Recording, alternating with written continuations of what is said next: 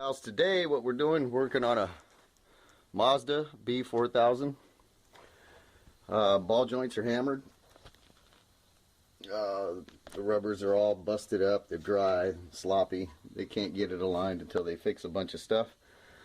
So we're going to do a video on doing the ball joint here on this car and our truck. And the ball joint, they won't sell that separately. You got to buy the whole control arm. So basically, you just got to remove this nut. Well, first you got to remove the tire, the wheel, of course, and you got to remove the splash shield here. It's plastic. Wait, let me see it right here. The splash shield goes across here, and it's plastic, and it comes off. That's it down there, and it comes off. These are the things that hold it on. I use this fancy tool for getting them off because it works great. That's what it's for. It's a door panel remover, actually. So that panel's got to come off, then you can access all this, and you can see it's not that bad of a job. It's got a nut. It's got a nut here, and the bolt that goes through here. Same thing on that side. Of course, you got to disconnect it from the rest of the suspension. We're going to be doing uppers and lowers, because the lower ball joint, if I can give it a look, that should be a fine picture. You see the rubber's torn on it, and the ball joints are they're slopping up and down when you give them the test. So it's here today. We're gonna, for my friend, I'm gonna help him out. We're gonna put upper and lower ball joints. The lower one, they do sell that separately. You don't have to buy a whole control arm for that, thank God. And the top one, of course, the top one, which is right there, the whole control arm gets replaced. They don't sell a ball joint individual to put into that, which makes no sense to me. Looks like it's pretty easy that way, but marketing. They make more money if they sell you the whole control. Okay, on the next deal, you got the calipers. It's pretty standard. Those of you that don't know, there's two bolts that hold the caliper on, and there's also no.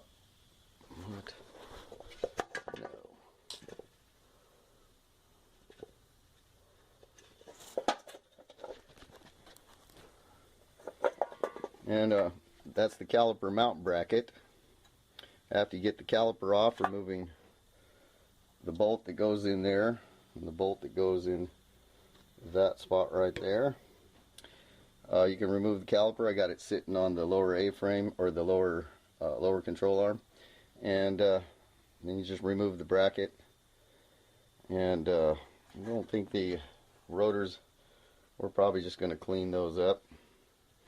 I don't like turning them unless they're out of round, because if they're not out of round, I just rough scuff them up with a piece of sandpaper and make them good to go for the next set of pads. But the calipers on this one are, the rotor's not out of round, it's perfectly true.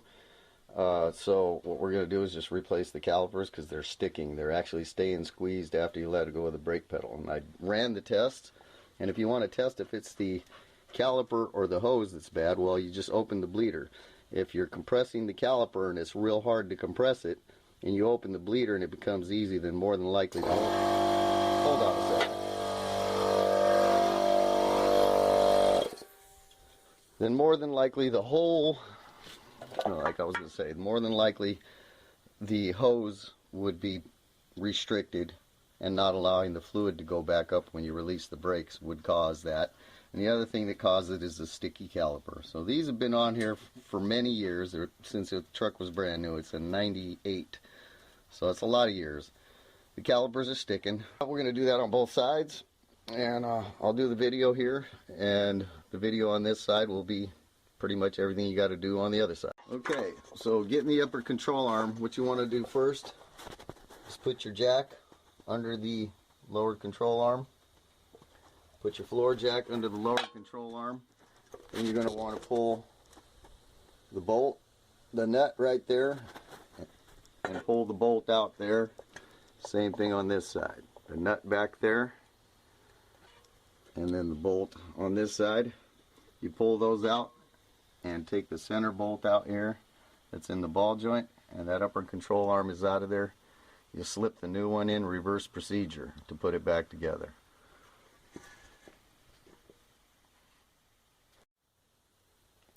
Okay, you can see I got her jacked up, supported with the jack. And you can see that the lower castle nut for the lower ball joint, which needs to be replaced, is there and easily accessible. I'm going to pull the cotter key out of it, take the castle nut out, so that I can remove this whole assembly over to the side. I could take that joint apart there, but I don't want to mess with it. I don't want to take a chance of putting a hole in the rubber or whatever. I mean, if I have to, I will. I'll try and knock it out with a hammer, and there's a way to do that. If you want to break one of these loose, what you do is you hit it with a good solid hammer. God, the reflection of this light is weird. Okay, and there it is. You would take a hammer and smack it real hard right there on that cast iron piece with the nut loose, and it's a tapered fit, so it's tapered, gets wider the deeper it goes in and locks in place.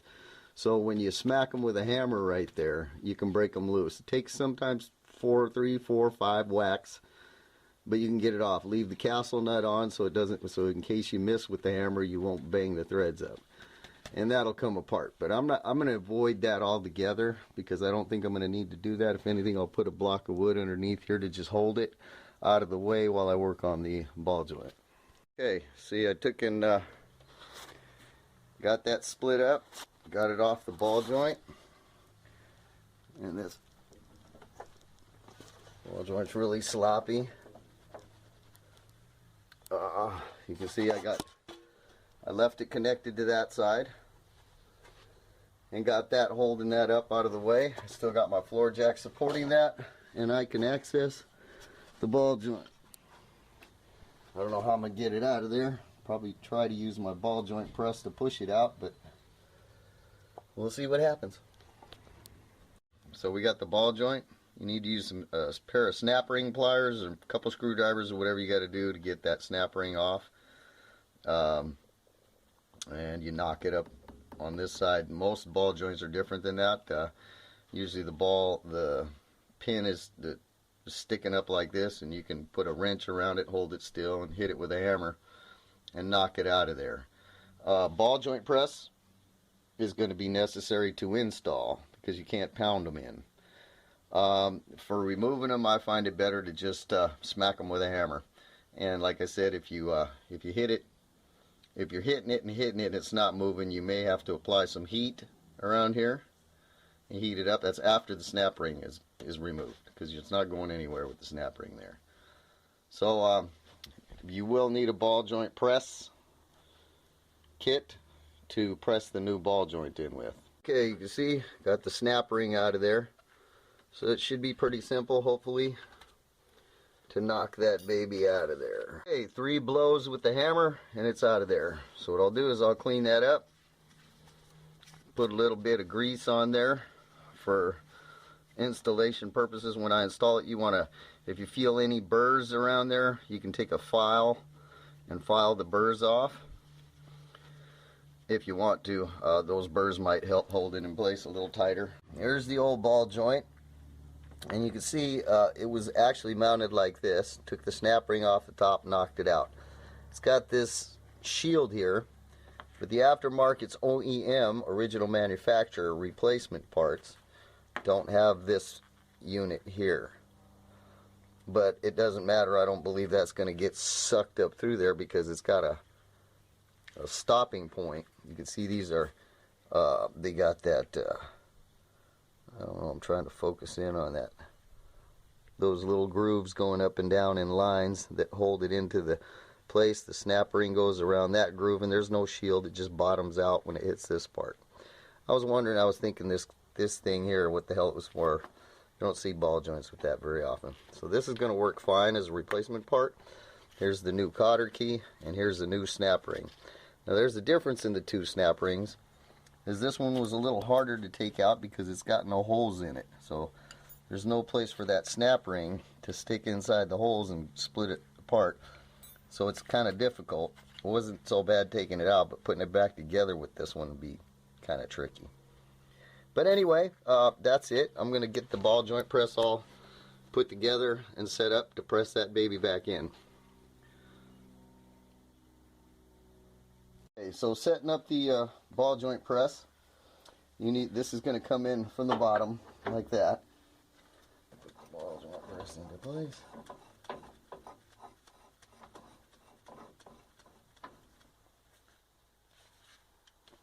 Okay, that looks like we're almost set for an install. Go there and tap that baby where I want it. You want that kind of centered over the hole. And then you see what we got to do. We got to tighten it up. We got to find a socket that size.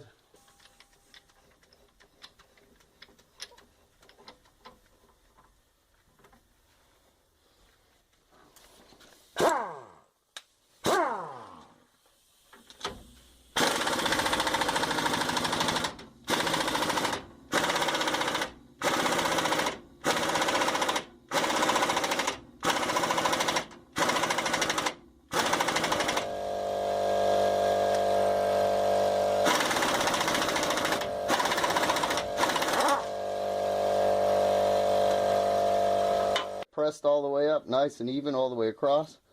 The snap ring should go in there all the way around. We're about to find that out. The handy dandy spring clamp pliers. And put that baby down in place. And voila! Ball joints as you wait. Put in the zerk fitting.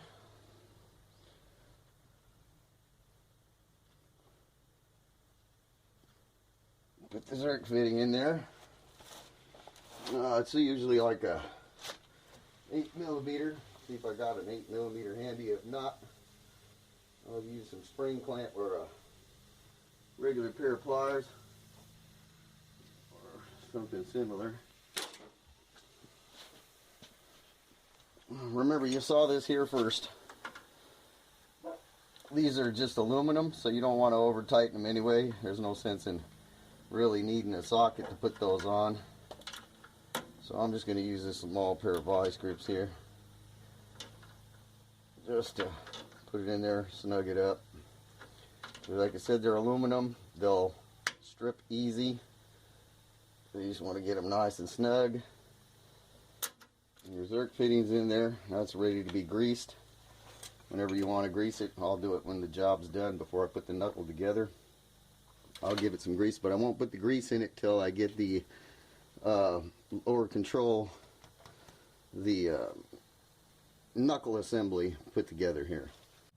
So anyway, brake grease on the new sliders, and this is a cover for the top, which we'll put in once we put the pads in there. So I'll put the pads in there.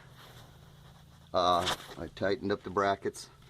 You see all this stuff is brand new. Got new sleeves and some grease in there. They've also got brake grease that came from the assembly shop for that. That's just to keep everything lubed up and moving smooth. And so we'll put the new pads on it. You see I got the lower ball joint, the upper ball joint, the new control arm.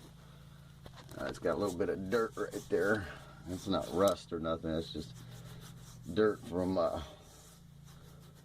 banging it around. Got the bolts in there, all redone up.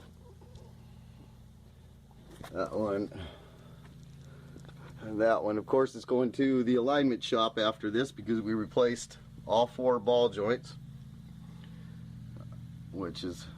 and the upper control arms. So it's going to need an alignment to make everything true and straight. Make sure it's that way. You do that anytime you install a ball joint or a tie rod end or any of that. I mean, a lot of people, you can get away with some tie rods, but it just depends how long the tie rod's been bad. But in any case, that's a whole nother story. But right now, we're going to put some pads on this side, and there's the old caliper still sitting there waiting for me.